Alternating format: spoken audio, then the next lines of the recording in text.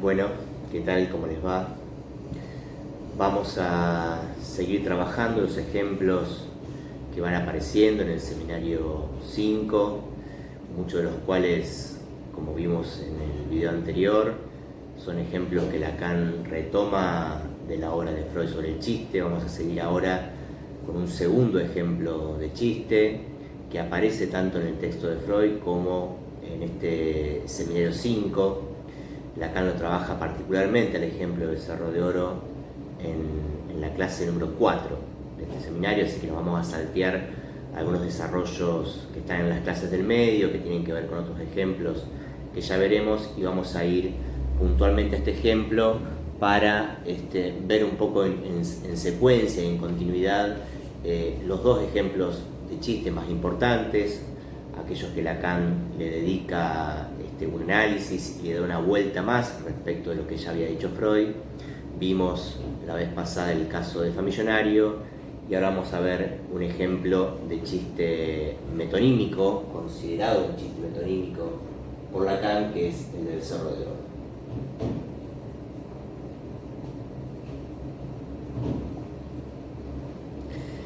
Este es un ejemplo de chiste de los que Freud pone a cuenta de la técnica del desplazamiento, es decir, donde la gracia, la ocurrencia, el efecto de bits, de agudeza, no está dado por una sustitución ni por una formación sustitutiva en los términos freudianos como ocurría en Famillonario, sino que hay acá, dice Freud, un desplazamiento del sentido, un desplazamiento del acento psíquico de un término al otro. Y esto es lo que Lacan va a considerar como el efecto metonímico que está en juego en Becerro de Oro. Vamos a recordar en principio un poco cuál era la historia, el trasfondo de esta historia, que ya hemos visto cuando trabajamos el texto de Freud, pero para volver a situarnos un poco en el contexto, ¿no? Ustedes saben que el contexto es muy importante a la hora de entender no solo los chistes, sino cualquier formación del inconsciente, porque el contexto es lo que determina un poco la cadena asociativa, lo que hace de marco al sentido que cada formación del inconsciente pone en juego. Habíamos dicho en su momento, cuando trabajamos el texto de Freud, que este ejemplo también es extraído por Freud de Henry Heine, del autor de chistes de los cuales Freud toma la gran mayoría de los ejemplos, y es un ejemplo, al igual que Famillonario, donde el propio autor, el propio Heine, está incluido como un personaje más de la historia. En este caso es una situación en la cual Heine se encuentra en una suerte de restaurante, comiendo con un poeta, con otro poeta, es decir, podemos decir con un colega, con alguien con quien tiene imaginariamente ciertas relaciones de similitud. Se encuentra con este poeta, Philippe Soulier, y mientras ellos están conversando ocurre que ingresa al salón un hombre adinerado, alguien que lleva, digamos, ciertas marcas, ciertos signos de un poderío económico, dice Heine, y ocurre que se abarrota un montón de gente, se conglomera un montón de gente alrededor de este personaje suntuoso, adinerado y además con ciertos signos de poder, lo cual genera de parte de Soulier, de este poeta, la ocurrencia de decirle a Heine: mira cómo el siglo XIX todavía adora al Becerro de Oro. Frente a lo cual Heine, muy astutamente, muy con un gesto de ingenio que Freud destaca, le responde: me parece que para ser un becerro está un poco entrado en años o está pasado en años. Es decir, marca ahí una cuestión respecto de la edad de este personaje, que efectivamente era un hombre mayor. Vamos a ver un poco los diferentes aspectos que aparecen en esa historia. Tenemos por un lado la parte que corresponde a Philippe Soulier, el poeta a quien se le atribuye efectivamente en la historia la expresión becerro de oro que utiliza para designar a este personaje de manera metafórica, ¿no? Lacan señala que la expresión becerro de oro como tal es una metáfora en varios sentidos, podríamos decir. Es una metáfora porque allí Sully la utiliza para sustituir al personaje en cuestión. Vamos a poner acá, en función de la estructura metafórica, la sustitución del personaje en cuestión, del hombre adinerado, del personaje rico. Becerro de oro, por un lado, sustituye en la nominación, sustituye a este personaje, porque es como si nosotros viéramos entrar algún personaje rico y poderoso, como podría haber sido en su momento, no sé, el ya fallecido dueño de Felford, Ricky Ford, ¿no? Y en lugar de decir, mirá, ahí entró Ricky Ford y todo el mundo se pone a bailar alrededor de él, se dice, ahí entró un becerro de oro, ¿sí? Ese es un aspecto ya metafórico por el hecho de nombrar al personaje con el recurso literario, poético del becerro de oro. Pero también es efectivamente una expresión metafórica, como cuando nosotros decimos un vaso de agua, porque efectivamente los becerros no son de oro, ¿no? El becerro, que es un animal, que es un ternero, es la cría de la vaca, efectivamente no es de oro, salvo en el relato bíblico al cual implícitamente la historia hace referencia, ¿no? Como becerro de oro ya es una expresión metafórica que estaba en la cultura vienesa, en la cultura alemana de Freud. No olvidemos que tanto Freud como el autor del chiste eran judíos, con lo cual la anécdota participa de cierta comunidad de sentido que el pueblo judío rápidamente entiende cuando alguien dice becerro de oro, cosa que puede no ocurrirnos a nosotros. Becerro de oro efectivamente remite a una historia bíblica que yo les comenté en su momento cuando trabajamos el texto de Freud, pero que voy a volver a situar ahora para que nos entendamos. Remite a ese momento particular, ese pasaje de la Biblia que se llama el Éxodo, está en el Antiguo Testamento, no en el Nuevo, es decir, es una historia, un pasaje de la Biblia anterior, digamos, a la venida de Jesucristo. En ese pasaje llamado el Éxodo, justamente en alusión al éxodo judío, al éxodo del pueblo judío, ustedes saben que éxodo designa, digamos, cierto trayecto, cierto viaje que un grupo de personas, sea una persona, sea un grupo, como cuando se habló en su momento del éxodo o el exilio de ciertas personas durante la dictadura. El éxodo designa el traslado de una persona, de un grupo de personas, desde su lugar de origen hacia un determinado lugar.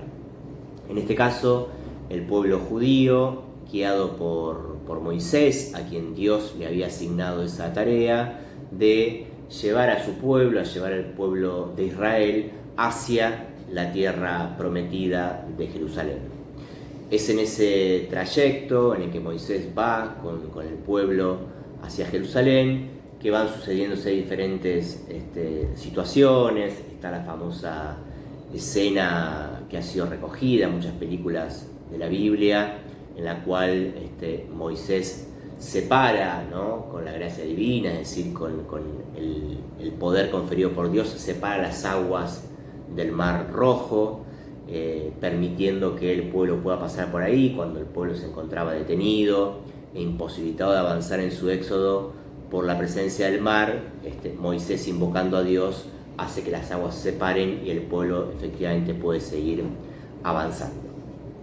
En ese trayecto, en un determinado momento, se detienen a los pies del monte Sinaí y Moisés se va a orar a la cima del monte, se va a hablar con Dios a través de la oración, y el pueblo judío queda esperando, monta un campamento a los pies del monte y se queda esperando la vuelta de Moisés, ¿no? Efectivamente, Moisés asciende a la cima, Dios se le aparece, le da las tablas de los mandamientos, lo que se conoce como las tablas de la ley, que en un principio estaban escritas por el propio Dios, estaban escritas, podríamos decir, de puño y letra por la mano divina. Y mientras esto ocurre en la cima, en las alturas, ¿no? Vemos otra vez, como en otros ejemplos, como ocurría también en Famillonario, que hay un contraste, un contrapunto entre lo que ocurre en las alturas y lo que ocurre a los pies, ¿no? Cuando trabajamos Famillonario decíamos, bueno, el personaje de Giyacín, que era pedicuro, estaba a los pies de un poderoso, mientras que el poderoso en las alturas, en su cabeza, pensaba que le iba a escribir a los reyes.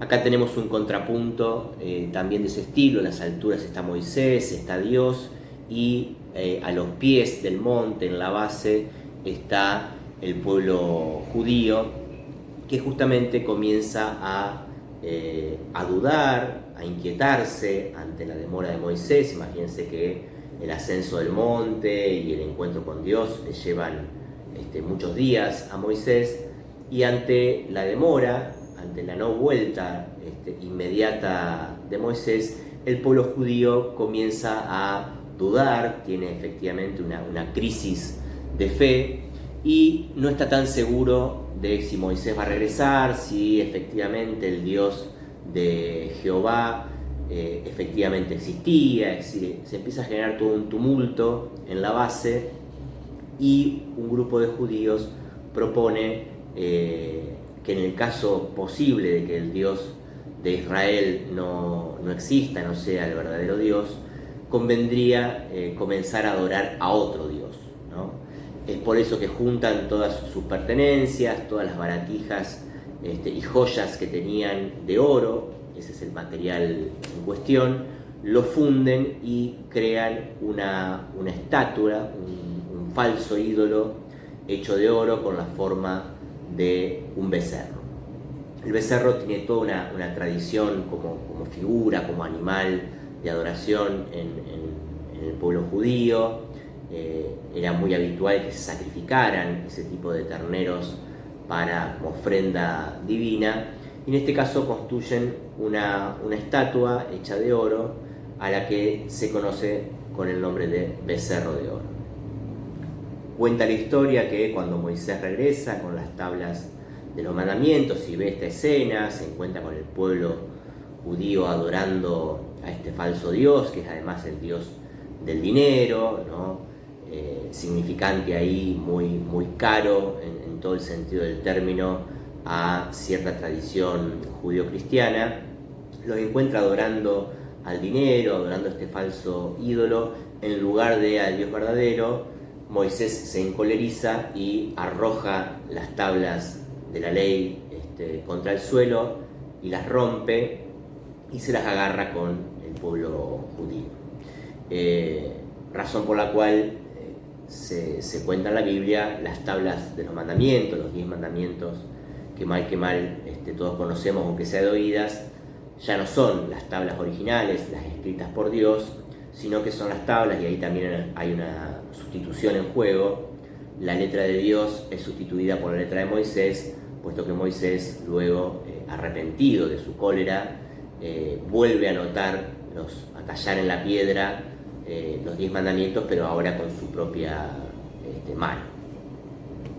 Bien, esa es la anécdota bíblica que yo les sugería que si pueden leerla, es muy breve, está en unos pasajes, en unos versículos de este capítulo de la Biblia que se llama el Éxodo.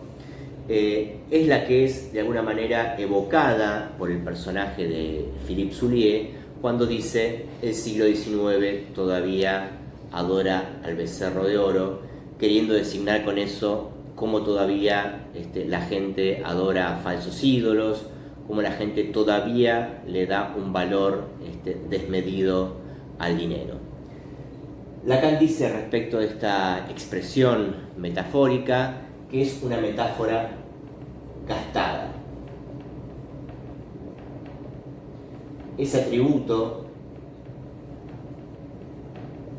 de gastada, es decir, de muy usada, ¿no? de tan usada que ya no produce ningún sentido nuevo. Esa es la cuestión cuando estamos frente a una metáfora gastada, como pueden ser otras, como puede ser el vaso de agua, que también es una metáfora de uso tan corriente, tan cotidiano, que ya no produce ningún efecto nuevo de sentido, incluso se convierte por ese mismo uso, por ese mismo deterioro de la metáfora, se convierte ya en una metonimia, y es posible descomponer por un lado el vaso, que sabemos que puede ser de cualquier material pero no de agua, y el agua por el otro lado, que designaría en este caso el contenido respecto del continente. Es decir que el destino de una metáfora, cuando esa metáfora es muy utilizada, es gastarse, es dejar de generar ese efecto de sorpresa y convertirse, por lo tanto, en una metonimia, que, como ya hemos dicho, consiste siempre, toda metonimia, en la descomposición, en el hecho de desarmar los elementos que habían construido originalmente una metáfora. Esta metáfora no solo es usada, por lo tanto, para designar en el lugar del nombre del personaje la expresión becerro de oro, sino que también becerro de oro, por la historia bíblica, es una metáfora de Dios, ¿no? Ya que, si se entendió un poco de qué iba la anécdota, efectivamente el becerro de oro sustituye, es creado por el pueblo judío en un acto de poca fe por este becerro de oro, nada menos que el propio Dios. Con lo cual hay también ahí un aspecto metafórico en este ejemplo. No así en el chiste, es decir, estamos compartimentando de alguna manera este chiste en la parte que corresponde a Soulié y ahora vamos en la parte que corresponde a Heine. Vemos que en el conjunto efectivamente hay una metáfora en juego, pero esta metáfora, al estar gastada, no es la causante de la risa, no es lo que causa el Witz, la agudeza freudiana, sino que la respuesta, dicen tanto Freud como Lacan, está dada por lo que nos dice Henry Heine cuando le responde: me parece que para ser un becerro, es decir, un ternero joven, cría de la vaca, está un poco entrado en años. ¿Qué es lo que hace Heine con su respuesta? Dice Freud, y Lacan lo retoma, desplaza el sentido original que había querido darle Philippe Soulié con la expresión becerro de oro, donde el acento evidentemente estaba puesto en el oro como el atributo que hacía de este personaje un becerro de oro, es decir, el hecho de ser un hombre poderoso y adinerado, dice Freud, hace que el acento en esta expresión esté puesta en el oro, y ese acento es desplazado vía una descomposición de la metáfora, porque se entiende que la metáfora en su conjunto involucra los dos elementos. La respuesta de Henry Heine lo que hace es desplazar el acento del oro al becerro, se metonimiza por lo tanto el sentido y ya deja de referir a la cuestión del dinero y refiere al becerro, dice Lacan, en tanto animal, ¿sí? Es decir, trata a este hombre poderoso al cual todos le rendían pleitesía, lo trata justamente como un animal, pero ya no como un animal joven, sino que al mismo tiempo lo trata de viejo, ¿no?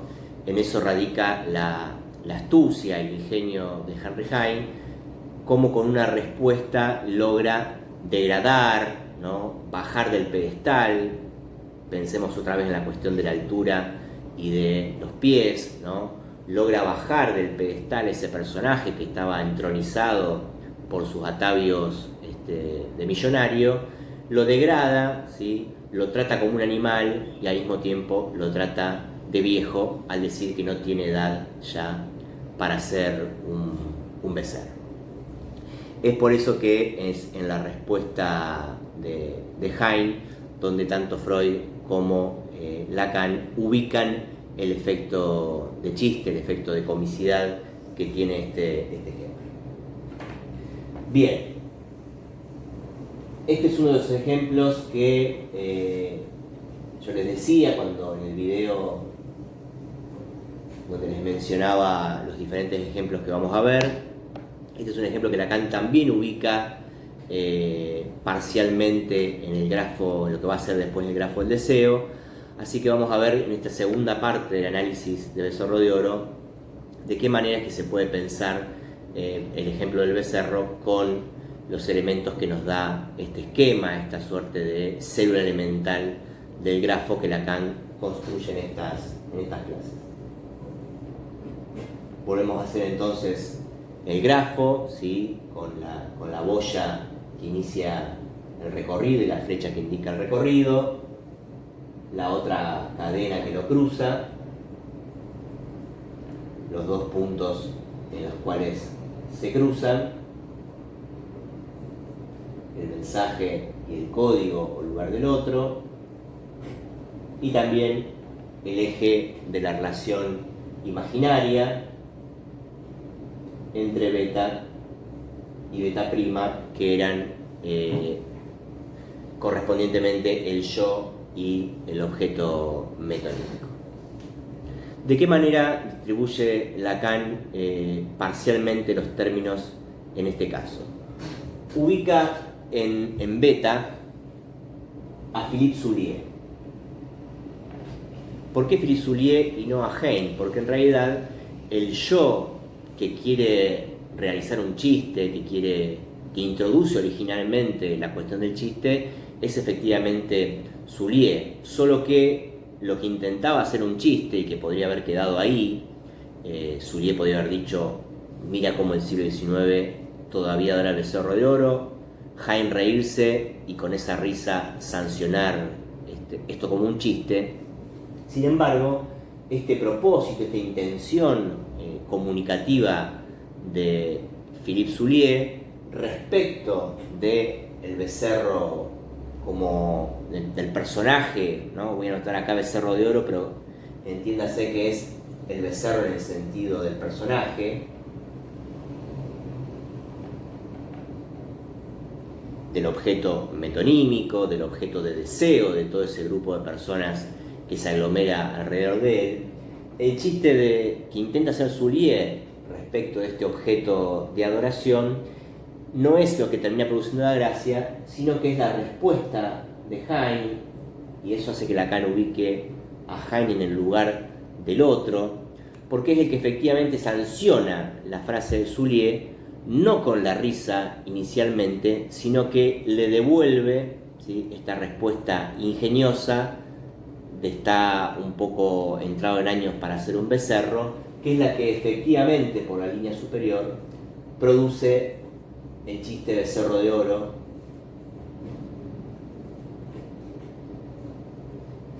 pero ya con un acento en el becerro, mientras que acá el acento estaba puesto en el oro, ¿no? Con lo cual en el desplazamiento que se produce del objeto metonímico hacia el mensaje, cae de alguna manera la cuestión del oro y queda en primer plano solo la cuestión del becerro como animal a nivel del mensaje.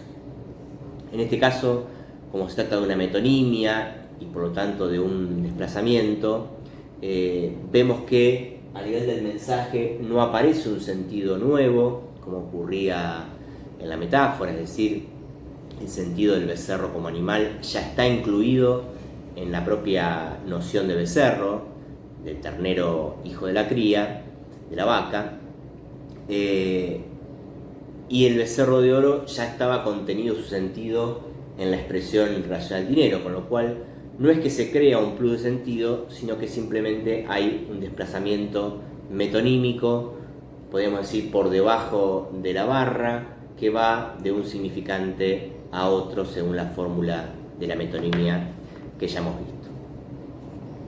Bien,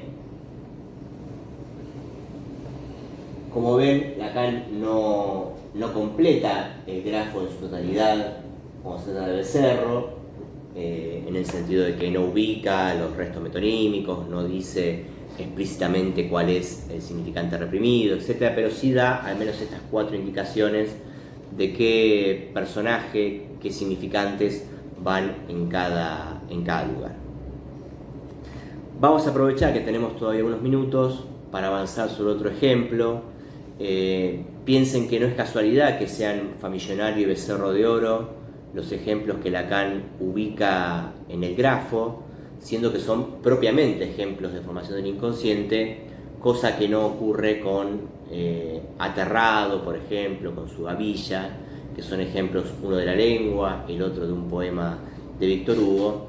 Por lo tanto, al no ser formaciones del inconsciente propiamente dichas, Lacan no las ubica en el grafo, se sirve de ellas para mostrar otra cosa, pero deja reservado la ubicación en el grafo a Famigionario, a Becerro de Oro y, como veremos en otro video, a Signorelli, que es un olvido, es decir, también una formación del inconsciente. Bien, por su brevedad y por su explicación un poco más sencilla, vamos a ver el ejemplo de Aterrado, ejemplo también de metáfora para Lacan.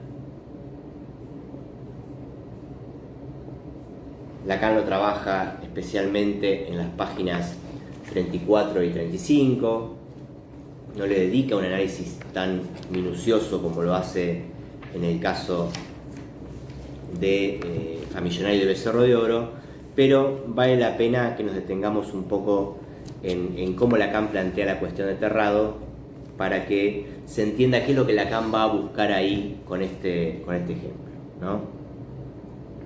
Dice que este ejemplo se lo ha proporcionado alguien de su entorno debido a una cuestión de traducción con la que tenía que vérselas, y que él buscó en el diccionario el sentido de la palabra aterrado y se quedó sorprendido, el propio Lacan, al pensar que hasta ahora nunca había comprendido bien su sentido.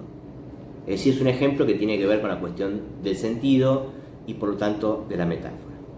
En efecto, dice Lacan, aterrado no tiene originariamente, y en muchos de sus empleos, el sentido de aterrorizado, sino el de derribado.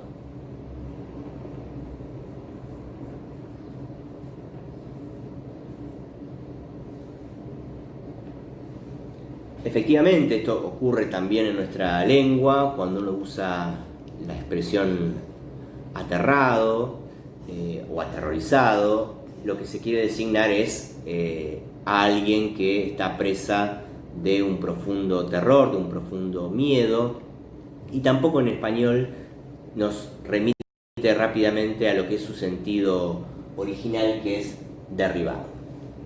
Ahora bien, fíjense, derribado, o también dice Lacan después, abatido, ¿no? En este caso son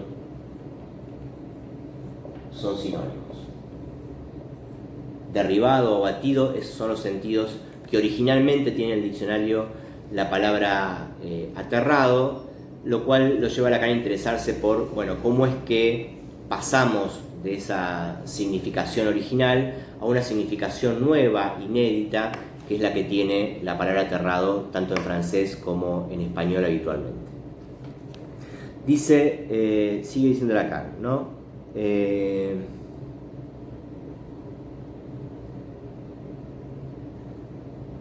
Aunque de pronto, tras recordarles el sentido etimológico de la palabra aterrado, algunos tienen la ilusión de que aterrar no es evidentemente sino poner contra la tierra, hacer tocar la tierra, poner tan bajo como la tierra, dicho de otra manera, consternar.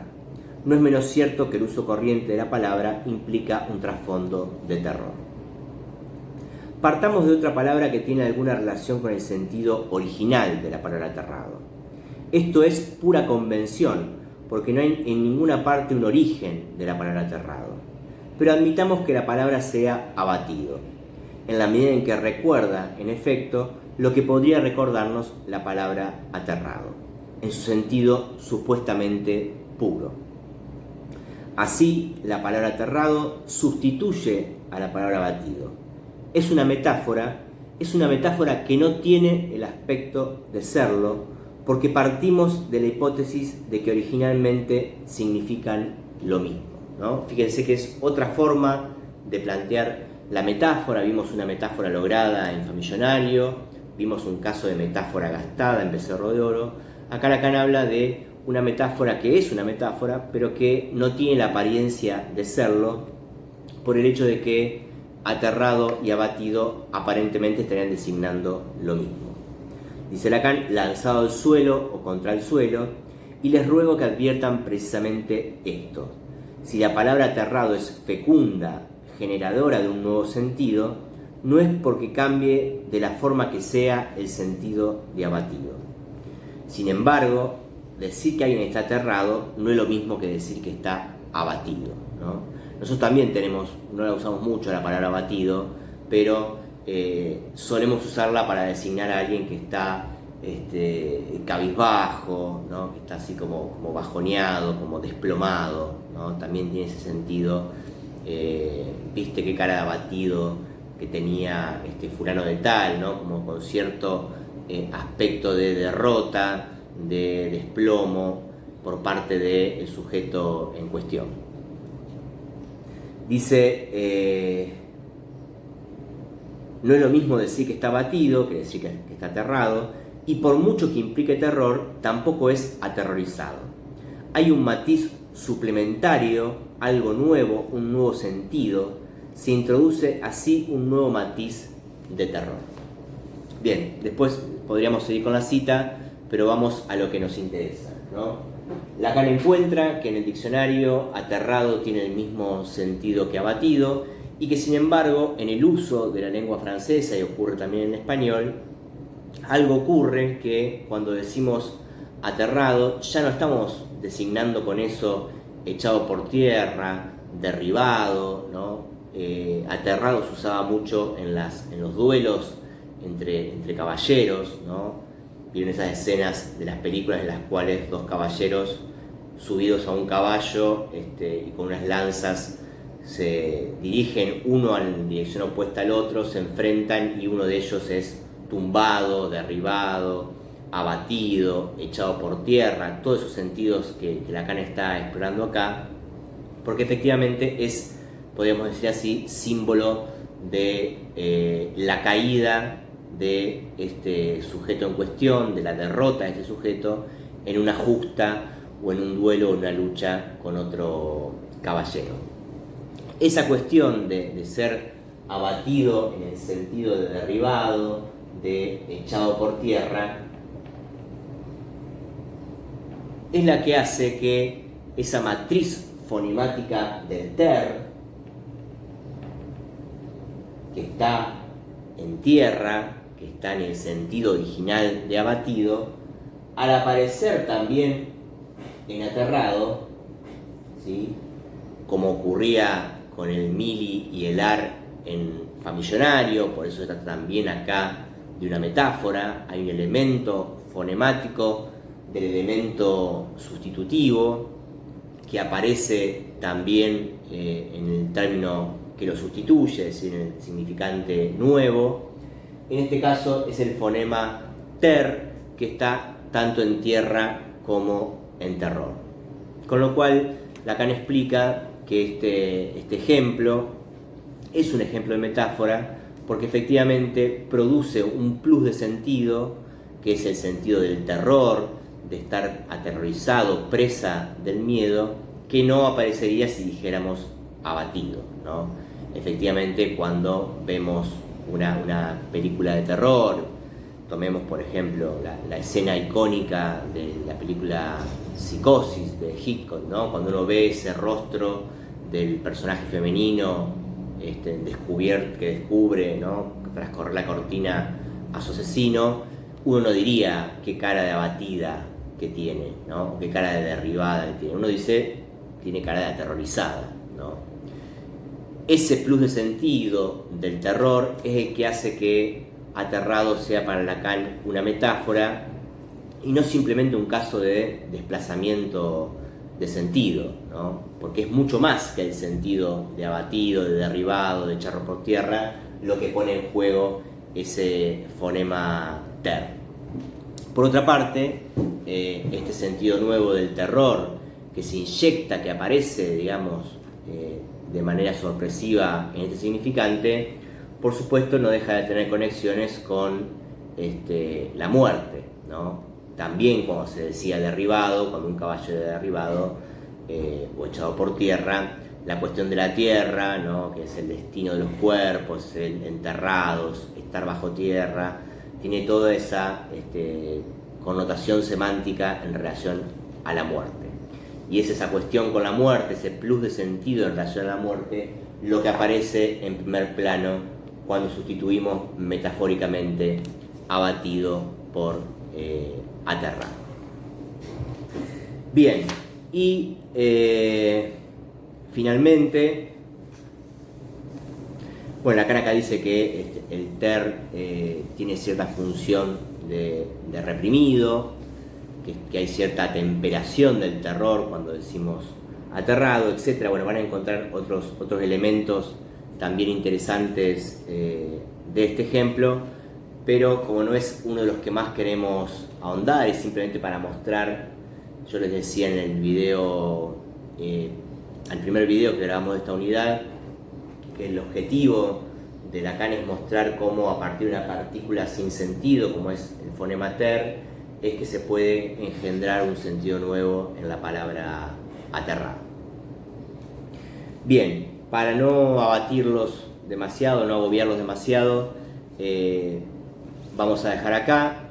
Vamos a trabajar seguramente en el próximo video el ejemplo de su gavilla y de maritablemente de manera conjunta, de forma tal de dejarnos un último video para Signorelli, que si bien es un ejemplo que ustedes conocen y han trabajado en otras materias, es interesante porque es un ejemplo que Lacan también ubica parcialmente en el grafo. Entonces vamos a darle esa vuelta que Lacan hace en estas clases al olvido de ese nombre propio, que le aporta nuevos elementos a lo que ustedes seguramente ya vieron por parte de la lectura que Freud hace de su propio olvido.